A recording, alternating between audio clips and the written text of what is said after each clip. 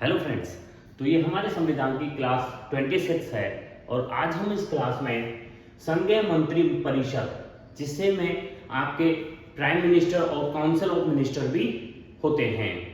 तो जैसे मैंने आपको बताया था कि हमारा राष्ट्रपति भारत का वैधानिक प्रमुख होता है, जिसे हम D0 भी कहते हैं, और वास्तविक प्रधान होता है आपका प्राइम मिनिस्टर, जिसे हम डी फैक्टो भी कहते हैं। राष्ट्रपति वैधानिक प्रधान होता है, जिसे डी जुरे भी कहते हैं, और प्रधानमंत्री आपका वास्तविक प्रधान होता है, जिसे डी फैक्टो भी कहते हैं। उसके बाद अनुच्छेद 53 के तहत कार्यपालिका की शक्ति राष्ट्रपति में निहित होती है। अनुच्छेद 53 के तहत जब अनुच्छेद 74 के तहत राष्ट्रपति को सलाह देने के लिए एक मंत्री परिषद का गठन होता है। सलाह देने के लिए मंत्री परिषद का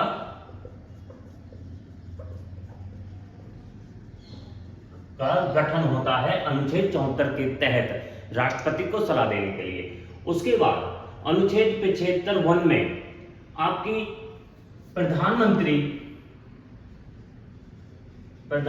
की नियुक्ति राष्ट्रपति करता है। लोकसभा का जो बहुमत दल का नेता होगा, उसको राष्ट्रपति प्रधानमंत्री के रूप में नियुक्त करता है, और जो अन्य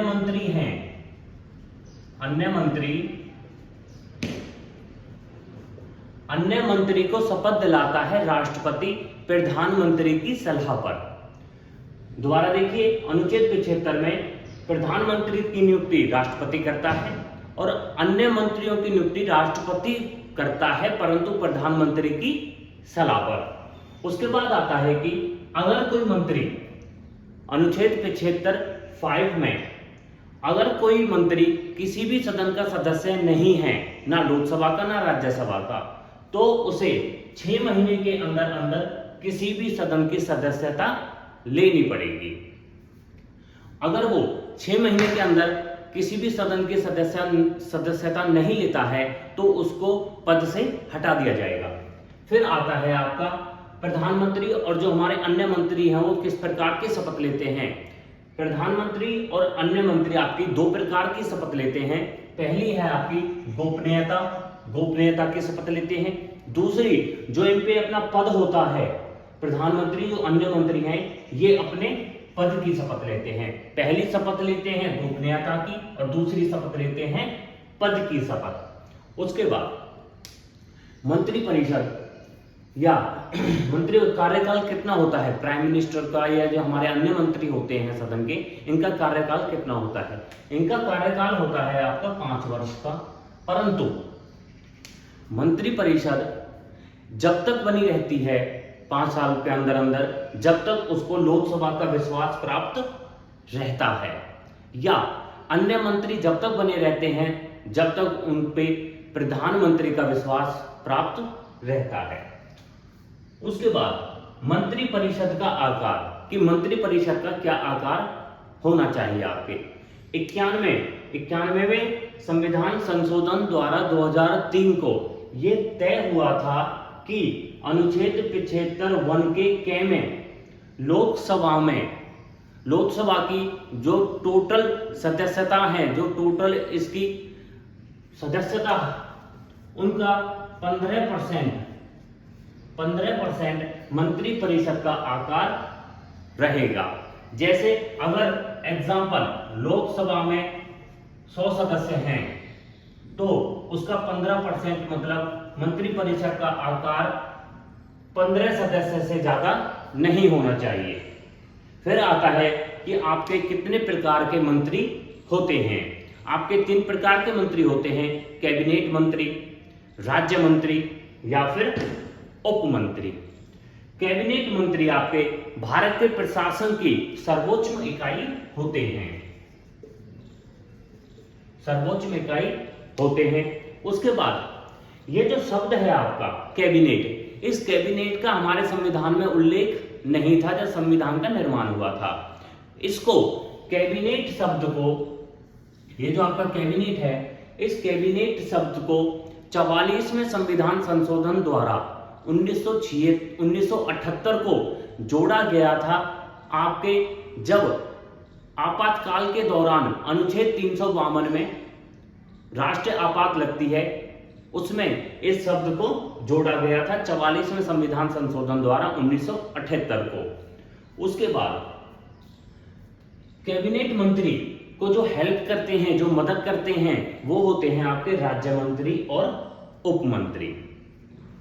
फिर आता है आपका राज्य मंत्री। राज्य मंत्री आपका कैबिनेट की बैठकों में भाग नहीं लेता है। जो कैबिनेट की बैठकें होती हैं उनमें आपका राज्य मंत्री भाग नहीं लेता है। राज्य मंत्री आपके दो प्रकार के होते हैं। पहला, जिन्हें स्वतंत्र प्रभाव वाले विभाग मिलते हैं। दूसरा, जिन्हें स्वतंत्र प्रभाव वाले विभाग नहीं मिलते। दो प्रकार के राज्य मंत्री होते हैं। पहले, जिन्हें स्वतंत्र प्रभाव वाले विभाग मिलते हैं। दूसरे, जिन्हें स्वतंत्र प्रभाव वाले विभाग नहीं मिलते।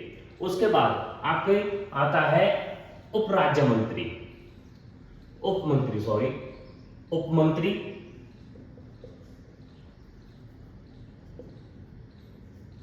उपमंत्री में उपमंत्री आपके स्वतंत्र प्रभाव वाले जो उपराज्य मंत्री होते हैं, स्वतंत्र प्रभाव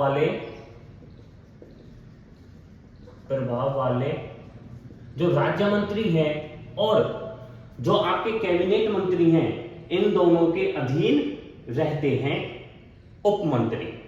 फिर आता है कि आपका मंत्रिपरिषद, कि आपके मंत्रिपरिषद में कौन कौन आते हैं। मंत्रिपरिषद में आपके प्रधानमंत्री आते हैं और आपके कैबिनेट मंत्री आते हैं और आपके राज्य मंत्री आते हैं। उसके बाद आपके मंत्रिमंडल में कौन कौन आते हैं। इसमें सिर्फ आपके कैबिनेट मंत्रियों का समूह होता है। ये कैबिनेट मंत्रियों का समूह होता है। दोबारा से देखिए, मंत्रिपरिषद में आपके प्रधानमंत्री आते हैं, कैबिनेट मंत्री आते हैं, राज्य मंत्री आते हैं और उप मंत्री आते हैं। परंतु मंत्रिमंडल में आपके सिर्फ कैबिनेट मंत्री आते हैं और ये एक कैबिनेट मंत्रियों का समूह होता है। आकार इसका बड़ा होता है मंत्रिपरिषद का, परंतु निर्णय आपके ज्यादा मंत्रिमंडल लेता है। उसके बाद आता है कि आपके अनुच्छेद 75(3) में कि जो ये हमारी मंत्रिपरिषद होती है, मंत्रिपरिषद जिसमें आपके प्रधानमंत्री, कैबिनेट मंत्री, राज्य मंत्री और उप मंत्री रहते हैं, वो आपकी किस सदन के प्रति उत्तरदायी होती है, तो यह आपकी लोकसभा के प्रति उत्तरदायी होती है। जब तक इसको लोकसभा का विश्वास प्राप्त होता है तब तक ही बनी रहती है, वरना ये भंग हो जाती है। उसके बाद मंत्रिपरिषद की जब बैठकें होती हैं तो उस बैठकों की अध्यक्षता कौन करता है या उन बैठकों में प्रधान कौन होता है, तो वो होता है आपका प्रधानमंत्री। अगर मंत्रिपरिषद की बैठक चल रही है और आपके प्रधानमंत्री है नहीं, तो प्रधानमंत्री की जगह पर उसकी अध्यक्षता कौन करेगा, जो उस मंत्रिपरिषद का वरिष्ठ मंत्री होगा, वो उस मंत्रिपरिषद की बैठकों की अध्यक्षता करेगा। प्रधानमंत्री, अगर प्रधानमंत्री नहीं है तो वरिष्ठ मंत्री। उसके बाद मंत्रिपरिषद की ओर से जो निर्णय लिए जाते हैं, मंत्रिपरिषद की ओर से जो निर्णय लिए जाते हैं, वो निर्णय आपके मंत्रिमंडल और कैबिनेट मंत्री लेते हैं। उसके बाद और ये निर्णय आपके सभी सदस्य या सभी मंत्रियों को मानना होता है। परंतु 1950 में ऐसे हमारे 4 मंत्री थे जिन्होंने ये निर्णय नहीं माने थे। वो हैं आपके श्यामा प्रसाद मुखर्जी, केसी नियोगी, डॉक्टर मिथाई, श्री देशमुख। तो हमारे प्रधानमंत्रियों का, हमारे सबसे प्रथम प्रधानमंत्री रहे थे आपके जवाहरलाल नेहरू, जो आपके सबसे लंबे समय तक प्रधानमंत्री रहे हैं, 17 साल तक रहे हैं। उसके बाद आता है आपका कार्यवाहक, कि कौन कौन मंत्री कार्यवाहक के रूप में कार्य किया है। वो है आपके गुलजारीलाल नंदा, जिन्होंने 2 बार किया है, राजीव गांधी ने भी किया है। फिर आता है आपकी प्रथम महिला प्रधानमंत्री कौन बनी, तो वो बनी थी आपकी इंदिरा गांधी, आपकी प्रथम महिला प्रधानमंत्री बनी थी। वह कौन से प्रधानमंत्री थे जो एक बार भी संसद नहीं गए थे अपने कार्यकाल में, तो वो थे आपके चौधरी चरण सिंह। फिर आता है कि सबसे छोटी उम्र का प्रधानमंत्री कौन बना था, वो बना था आपका राजीव गांधी, जो आपका 40 साल की उम्र में प्रधानमंत्री बने थे। फिर आता है कि वह कौन सा प्रधानमंत्री है जिसे अविश्वास प्रस्ताव के द्वारा हटाया गया था, तो वो है आपका विश्वनाथ प्रताप सिंह। इनको अविश्वास प्राप्त नहीं हुआ था, इस वजह से इन्हें प्रधानमंत्री के पद से हटा दिया गया था। फिर आता है कि सबसे छोटी अवधि तक आपके प्रधानमंत्री कौन रहे थे, वो रहे थे आपके अटल बिहारी वाजपेयी, जो 13 दिन सिर्फ आपके प्रधानमंत्री रहे थे। वर्तमान में आपके वह कौन से प्रधानमंत्री हैं जो सीधे मुख्यमंत्री से प्रधानमंत्री बने थे, तो नरेंद्र मोदी आपके गुजरात के सीएम थे, और गुजरात के सीएम से वो सीधे आपके प्रधानमंत्री बने थे, और ये आपके लगातार 3 बारी प्रधानमंत्री बने हैं जो वर्तमान में हैं। फिर आता है आपका उप प्रधानमंत्री। उप प्रधानमंत्री का पद आपका प्रावधान नहीं, हमारे संविधान में उप प्रधानमंत्री का पद प्रावधान नहीं है। इसको एक विशुद्ध रूप से एक राजनीतिक पद भी कहते हैं। उप प्रधानमंत्री का कार्यकाल आपका 5 साल का होता है।